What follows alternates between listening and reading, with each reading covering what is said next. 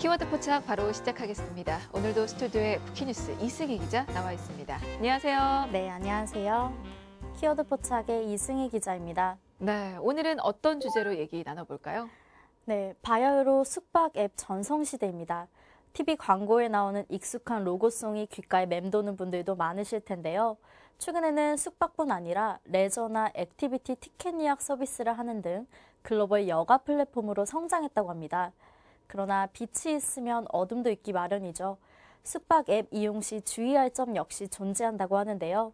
오늘 키워드 포착에서는 숙박 앱과 관련된 전반적인 내용 준비했습니다. 네, 요즘에는 아마도 많은 분들이 스마트폰에 이 숙박 앱 하나쯤은 다운받아 놓으셨을 것 같습니다. 하지만 이 숙박 앱이 등장한 초반만 해도 뭐 호텔이라든지 모텔 같은 그런 일부 숙박 업체만 예약이 됐을 텐데요. 하지만 요즘에는 이제 상황이 좀 달라졌죠? 네, 맞습니다. 여행의 필수적인 항공권과 숙박 예약 시장뿐 아니라 각종 티켓 예약도 모바일 애플리케이션이 완전히 점령하고 있는데요. 특히 여름 휴가철인 지난 7, 8월에는 여행 관련 앱 사용자 수가 사상 최대치를 넘어서는 신기록을 세우기도 했습니다. 와, 그렇군요. 뭐 사계절 내내 인기겠지만 그래도 여름철 성수기에 특히 이용객이 늘었군요. 이게 수치화된 게 있습니까? 네, 있습니다. 한 인터넷 통계 분석 업체에 따르면 국내에서 항공권과 숙박 등 여행 관련 모바일 앱 사용자 수는 710만 명을 기록한 것으로 조사됐습니다. 그건 그 업체에서 여행 분야의 앱 사용 실태를 처음 조사한 2014년 8월 이후 최대 수치로 4년 만에 2.5배 이상의 성장세를 기록한 건데요. 특히 30대는 지난 8월 여행 관련 앱에 월 평균 44분 머무른 것으로 나타났습니다. 네, 그러니까 앱을 통해서 정보를 얻고 예약까지 완료하는 사용자가 많이 늘어난 건데요. 뭐 사실 숙박 앱은 여러 가지가 있는데 그 중에서도 어떤 앱이 특히나 인기가 있습니까?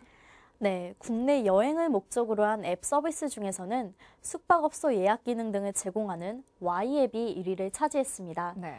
월간 사용자 수 194만 명을 기록했는데요. 관계사가 운영하는 Y펜션 사용자 수까지 더하면 215만 명에 달한다고 합니다. 해당 앱은 2014년 8월에도 월간 사용자 수 80만 명으로 이 분야에서 가장 높은 순위를 차지했는데요.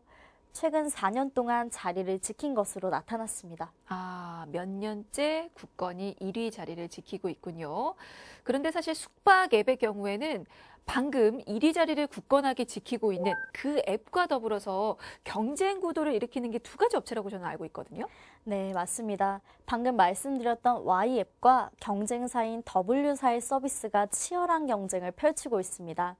국내 앱 조사기관 분석 결과에서도 Y앱은 지난 7월 기준 198만 명의 사용자를 확보했습니다. 반면 W사가 운영하는 앱은 142만 명이 이용한 것으로 나타났는데요. 두 개의 앱 모두 국내에서 여행을 즐기려는 소비자를 적극적으로 공략하면서 당분간 시장을 주도할 것으로 보입니다. 네, 앞으로 뭐 치열한 경쟁이 예상되는데요. 그래서 그런지 사업 확장 소식도 들려왔습니다. 최근에는 사업 구조를 이 숙박 예약 중심에서 문화 생활 전반으로 확대하고 있는데요. 특히나 지난 여름부터는 본격적으로 레저 사업에 뛰어들고 있다고요. 네, Y사는 앱과 홈페이지에서 레저나 액티비티 예약 서비스를 하고 있는데요.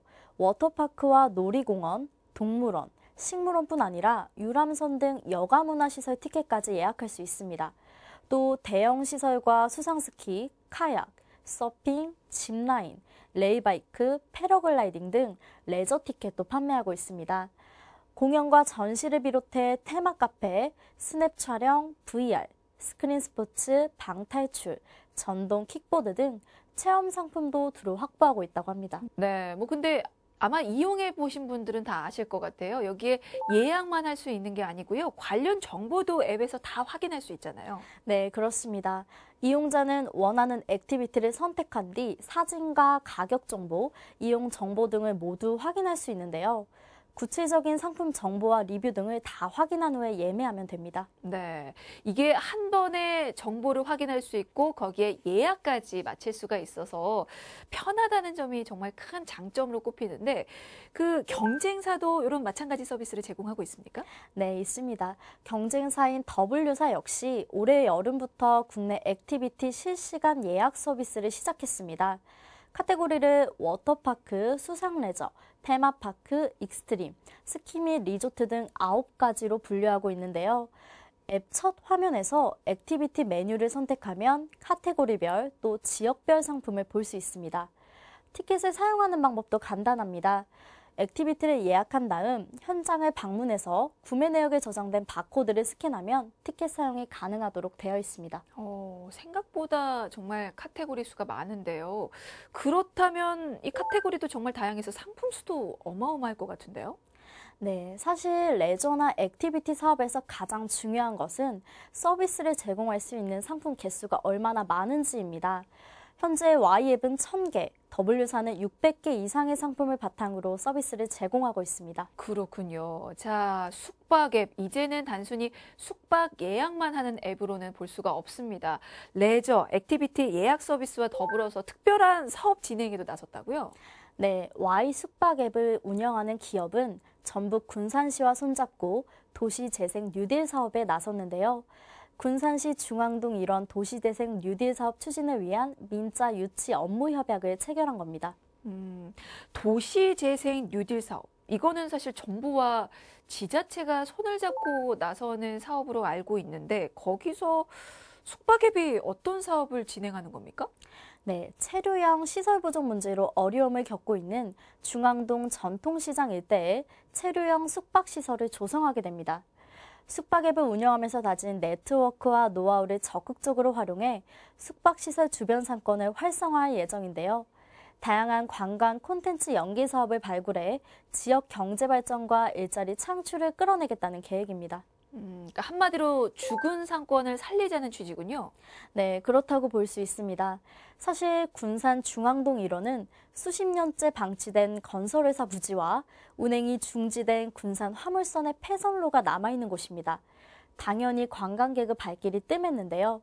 군산시는 기존 도시재생 선도지역 주위의 관광산업을 전통시장이 밀집된 중앙동 일원으로 확산해 지역 경제를 활성화한다는 계획을 세우고 있습니다. 그러니까 군산시에서 이 숙박앱이 가진 노하우를 통해서 중앙동 전통시장 일대의 숙박시설을 조성하고 또 그로 인해서 그 주변 상권을 좀 활성화시키자는 취지인데 사실 이런 경우는 처음 있는 일인 것 같은데 어떻습니까?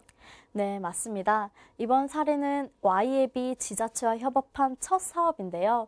놀이문화의 질적 개선과 공간 혁신을 위한 숙박앱의 노력을 인정받았다는 평가를 받고 있습니다.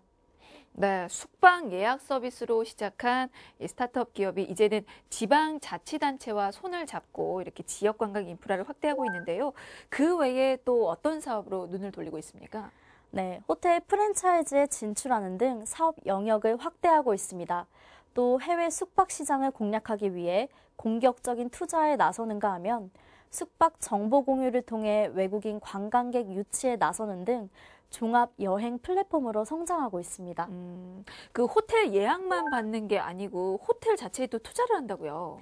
네, Y앱은 최근 강원도 춘천시에 호텔을 오픈했는데요. 이 앱이 기치로 내걸고 있는 재충전, 오락, 숙박, 여행의 모토를 아우르는 새로운 브랜드로 춘천점이 1호점입니다. 네. 1호점은 커플이나 가족 단위 여행객이 호반의 도시 춘천에서 여가와 휴식을 즐길 수 있도록 꾸민 것이 특징입니다. 여기에 지역 축제나 아티스트와의 콜라보 이벤트 등 현지 콘텐츠와 결합한 체험형 레저 및 액티비티를 구현하기도 했습니다. 그러니까 숙박 브랜드 자체를 새롭게 좀 만든 건데요. 이게 다른 기존에 하던 사업들과 비교해서는 어떤 차이가 있는 겁니까? 네, 기존에도 호텔들과 협력해서 숙박 프랜차이즈 사업을 하고 있지만 이제는 단순히 숙박 사업을 넘어서 여행과 레저를 종합적으로 구현한다는 점이 특징입니다. 특히 지자체의 관광 상품을 연계해 지역 경제 발전과 일자리 창출까지 염두하고 만들었다는 점에서 그 의미가 남다르다고 볼 수 있습니다. 네, 이렇게 지자체와의 협력을 통해서 우리 지역 경제 발전에 도움을 준다는 건 정말 박수 받을 만한 일인 것 같은데요. 숙박앱이 그 외에 또 다른 사업에도 진출하고 있습니까? 최근에는 해외 숙박업체와의 제휴를 통해 사업 영토를 해외로 넓혀 나가고 있습니다. 네. 올해 초에는 일본 최대 전자상거래 업체가 설립한 기업과 협력했는데요. 하반기부터 국내 이용자들은 Y앱 사이트에서 일본의 민박시설을 직접 예약할 수 있다고 합니다. 와, 그야말로 글로벌 기업으로 새롭게 도약하고 있다고 볼 수가 있겠군요. 네, 그리고 앞으로도 그 성장세는 지속될 것으로 보입니다. 네. 최근에는 동남아 대표 온라인 예약 플랫폼에 1,500만 달러를 투자하기도 했는데요. 해당 기업은 2015년 설립된 스타트업입니다. 현재 인도네시아와 말레이시아, 필리핀 등 동남아 국가에서 호텔 체인과 온라인 예약 플랫폼 사업을 하고 있습니다. 그러니 이제 동남아 시장으로 서비스를 확장하겠다는 의도로도 해석 가능합니다. 와, 정말 성장세가 남다른 것 같은데, 자, 그렇다면 매출은 과연 얼마나 될까 또 기대가 됩니다. 사실 매출 역시 기대 이상이라고요. 네, 지난해 Y앱의 별도 기준 매출은 전년 337억 원보다 200억 원 이상 증가한 545억 원으로 사상 최대를 달성했는데요. 자회사를 포함한 연결 매출은 1,005억 원으로 사상 처음으로 1,000억 원대를 돌파하기도 했습니다. 작년에 그렇게 성장했다면 올해는 아마도 그보다 훨씬 더 큰 매출을 또 올리지 않았을까 싶은데 앞으로도 성장세가 정말 무서울 것 같은데요? 네, 지난해 6월부터 지난 5월까지 10개월간 투자사 4곳으로부터 총 1,200억 원에 달하는 투자금을 유치하기도 했는데요. 이를 바탕으로 기존 숙박앱 사업 역량 강화와 여가 산업에 대한 적극적인 투자, 해외 시장으로의 확대에 나선다는 계획을 세우고 있습니다. 네, 알겠습니다. 자, 지금 말씀드린 숙박 앱과 경쟁을 벌이고 있는 그 업체 상황도 좀 살펴보고 가겠습니다. 뭐 역시나 비슷하게 사업을 확대해 나가면서 사업을 추진하고 있습니까? 네, 그렇습니다. 경쟁사인 W사는 우선 내년 초 해외 숙소 예약 서비스 출시를 앞두고 있습니다. 국내 숙소뿐 아니라 일본, 중국, 태국, 대만 등을 시작으로 전 세계 숙소 예약이 가능해질 예정인데요. 또 국내에서 외국으로 나가는 한국인 관광객인 아웃바운드 고객을 위한 서비스를 제공한다고 합니다. 아울러 해외에서 국내로 들어오는 인바운드 고객을 위해서는 다국어와 컨시어지를 지원하는 서비스도 시작할 예정입니다. 해외 각지에서 한국인이 운영하는 한인 민박 예약 정보 서비스도 선보일 계획이라고 합니다. 와, 이제 앞으로는 좀 더 편하게 여행 계획을 세울 수 있을 것 같은데요. 최근에 이렇게 눈부신 숙박앱의 진화는 물론 환영할 만한 부분이 있지만 그래도 여러 가지 부작용이 있다고 합니다. 그 부분도 짚고 가겠습니다. 도대체 어떤 부작용이 드러나고 있습니까? 네, 최근 숙박 앱을 이용한 미성년자 혼숙이 증가하고 있습니다. 사실상 단속되지 않은 경우까지 고려하면 미성년 혼숙은 보다 광범위하게 일어나고 있다는 추정인데요. 숙박 업주를 직접 대면하지 않고도 예약이 가능한 숙박 앱이 유행하면서 미성년 혼숙 가능성이 전보다 높은 것으로 분석되고 있습니다. 네, 맞습니다. 최근에 모텔에서 여성 청소년이 혼자 술을 마시다가 숨지고 또 두 남학생이 여학생을 성폭행한 후 방치해서 목숨을 잃는 사고가 있었죠. 이렇게 미성년 혼숙에 따른 안타까운 사고가 잇따르고 있는데요. 이 부분에 대해서는 좀 대책이 마련돼야 되지 않을까 싶어요. 네, 특히 최근 들어서 사회에 경각심을 주는 사고들이 잇따랐는데요. 네. 그래서 숙박앱 운영자나 숙박업주, 종업원 교육 강화 등이 절실한 상황입니다. 또 청소년 남녀 혼숙을 방치하거나 조장하는 경우 3년 이하의 징역 또는 3천만 원 이하의 벌금이 부과된다는 사실도 기억해야만 합니다. 네. 뭐 이런 부분은 숙박앱의 어떤 활성화에 따른 부작용이라고 볼 수 있을 것 같은데 이것 말고 또 주의할 점이 더 있다고요.